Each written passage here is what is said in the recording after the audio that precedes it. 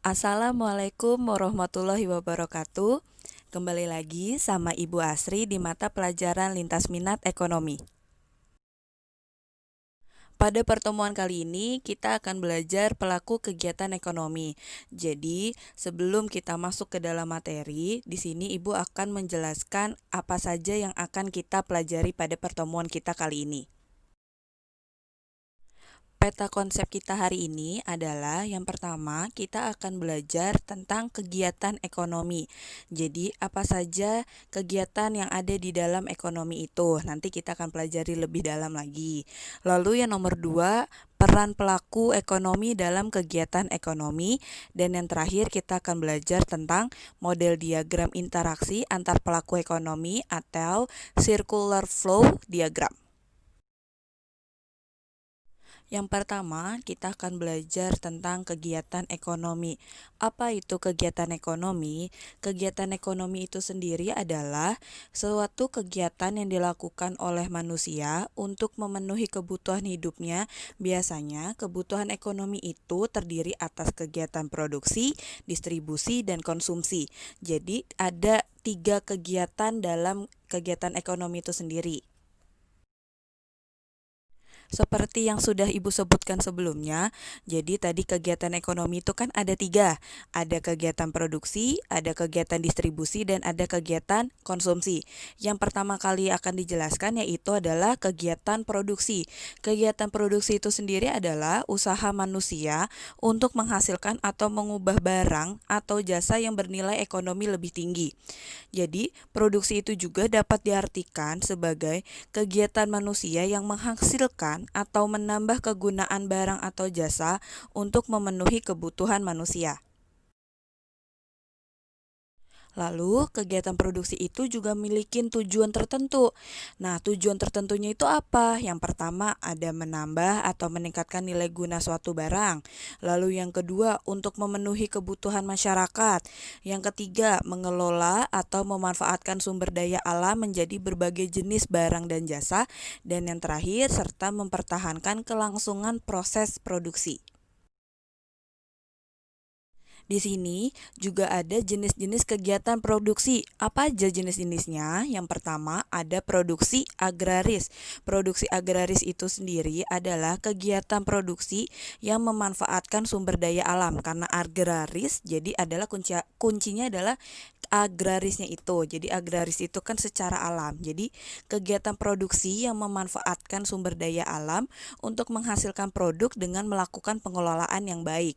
Lalu yang kedua ada produksi industri.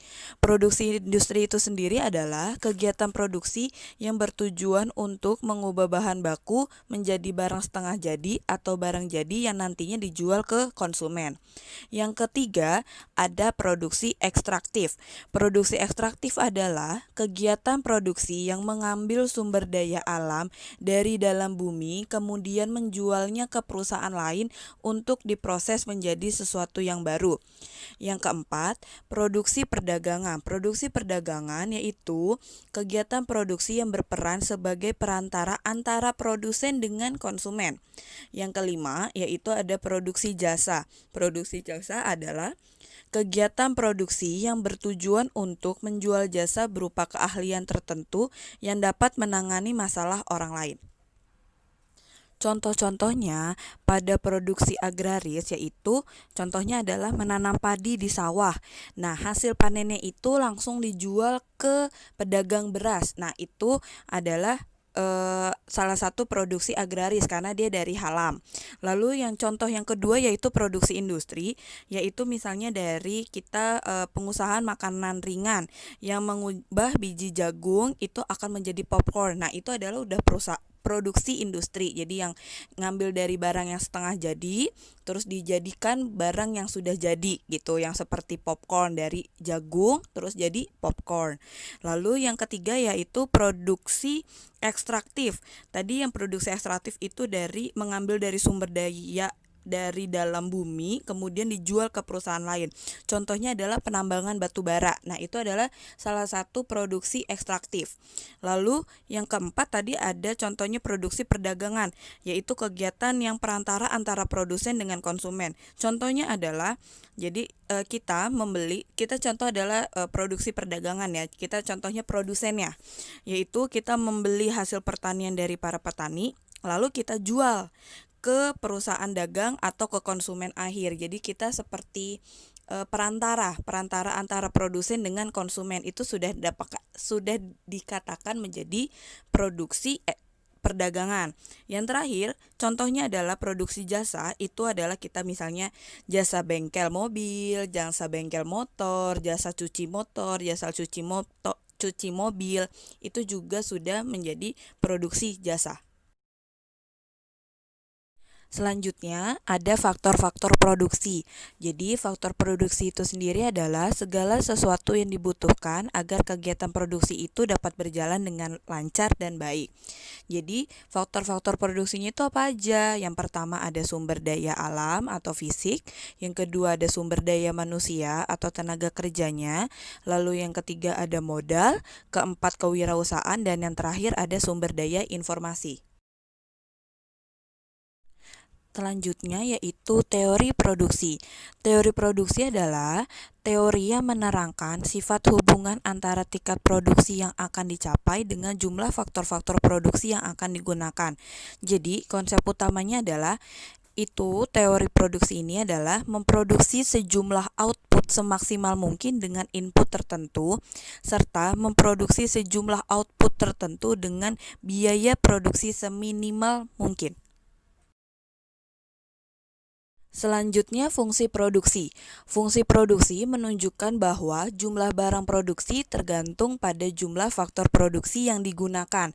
Yang faktor-faktor produksi yang sudah tadi Ibu sebutkan di slide sebelumnya. Jadi di sini ada rumus untuk menunjukkan fungsi produksi itu sendiri. Q sama dengan F dikali R kali L kali C kali T. Q itu sendiri adalah quantity. Quantity adalah jumlah barang yang akan dihasilkan. F itu adalah function atau simbol persamaan. R adalah resources atau kekayaan alam. Yang L adalah labor. Labor itu artinya tenaga kerja. C artinya kapital yang artinya modal. Dan T artinya teknologi atau teknologi. Konsep penerimaan yaitu penerimaan atau revenue merupakan penerimaan produsen dari hasil produksinya.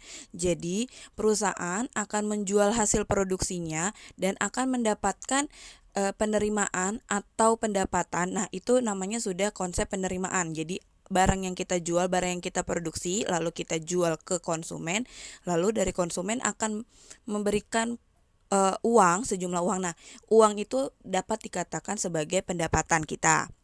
Lalu yang kedua, keuntungan maksimum atau laba maksimum yaitu keuntungan penuh dari output yang telah diproduksi sebelumnya. Gitu. Jadi di sini ada beberapa rumus dari konsep penerimaan. Yang pertama ada total revenue atau total pendapatan, karena revenue itu sendiri adalah artinya penerimaan atau pendapatan. Jadi total revenue itu dicarinya dengan Q kali P. Q itu adalah quantity dan P itu adalah price atau harga. Kalau quantity tadi adalah jumlah barang yang dihasilkan dan P adalah harga, P adalah harga dari barang tersebut. Itu dikalikan menjadi namanya total revenue. Lalu yang kedua ada average revenue. Artinya average itu artinya rata-rata, revenue artinya pendapatan atau penerimaan. Jadi ini adalah penerimaan produsen per unit output yang dijual. Jadi cara menghitungnya adalah AR sama dengan TR per Q. TR itu tadi total revenue dibagi quantity sama dengan lagi, bisa dijabarkan lagi, tadi TR adalah sama dengan Q kali P, quantity kali price dibagi Q. Lalu Q-nya bisa kita coret kan? Q-nya dicoret, jadinya tinggal P. Jadi average revenue sama dengan P atau dengan harga per unit. Lalu yang terakhir, rumus yang terakhir adalah marginal revenue. Marginal itu adalah selisih atau perbedaan. Jadi kenaikan dari TR yang disebabkan oleh tambahan penjualan satu unit output. MR sama dengan segitiga itu dikatakan dengan delta. Delta TR per delta Q. Jadi antara TR yang pertama dengan TR yang kedua itu ada mengalami kenaikan. Delta TR dicari dengan TR2 dikurang TR1 per Q2 per Q1. TR2 itu maksudnya yang mengalami total revenue yang mengalami kenaikan, lalu TR1-nya itu TR sebelumnya, jadi TR2 dikurang TR1 per Q2-nya adalah quantity yang mengalami kenaikan dan dikurangin quantity kurang Q1 itu artinya quantity yang sebelumnya, seperti itu. Nah, sekarang kita sudah masuk ke slide kegiatan distribusi. Tadi Ibu sudah menjelaskan kegiatan produksi, maka sekarang kita kegiatan distribusi. Jadi, kegiatan distribusi itu sendiri adalah kegiatan ekonomi yang tujuannya menyalurkan barang hasil produksi dari produsen ke konsumen. Jadi, dia seperti perantara ya.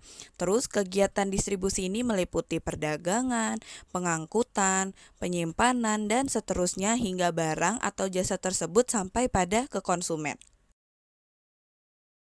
Tujuan dari kegiatan distribusi itu sendiri adalah memudahkan konsumen mendapatkan barang, lalu mempertahankan dan mengembangkan kualitas produksi, lalu pemerataan produk ke seluruh wilayah, dan yang terakhir meningkatkan nilai barang dan mempertahankan stabilitas proses produksi.